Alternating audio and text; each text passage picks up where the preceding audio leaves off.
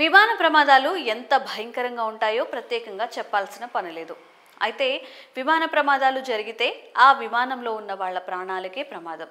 కానీ అదే విమానం నడి రోడ్డుపై కూలితే ఇంకెంత భయానకంగా ఉంటుంది. ఊహించుకుంటేనే వణుకు పుడుతుంది కదూ. అలాంటి ప్రమాదం తాజాగా చోటు చేసుకుంది. బ్రెజిల్లోని సావో పాలో నగరంలో భారీ విమాన ప్రమాదం జరిగింది. ఈ ప్రమాదంలో 2 వ్యక్తులు అక్కడికక్కడే మృతి చెందారు. King air F-19 light air craft విమానం పశ్చిమ భాగంలోని పోర్టో అలెగ్రీకి వెళ్తుండగా మార్క్వెస్టీ సావో విసెంటే అనే ప్రాంతంలో కూలిపోయింది.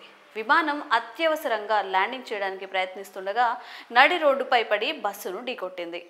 దీంతో విమానంలో మంటలు చెలరేగాయి. అనంతరం కాలిపోయిన విమానంలో 2 మృతదేహాలను గుర్తించారు.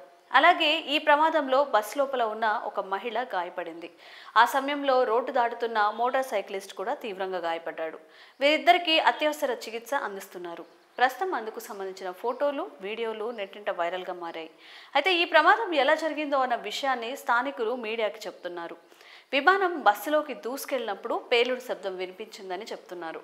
ఉదయం ఆకాశంలోకి పెద్ద ఎత్తున నల్లటి పొగలు ఎగసిపడుతున్నట్లు చూశామని, ఇక ఈ ప్రమాదంపై అగ్నిమాపక సిబ్బంది కూడా స్పందించి అక్కడికి చేరుకున్నారని చెప్పారు.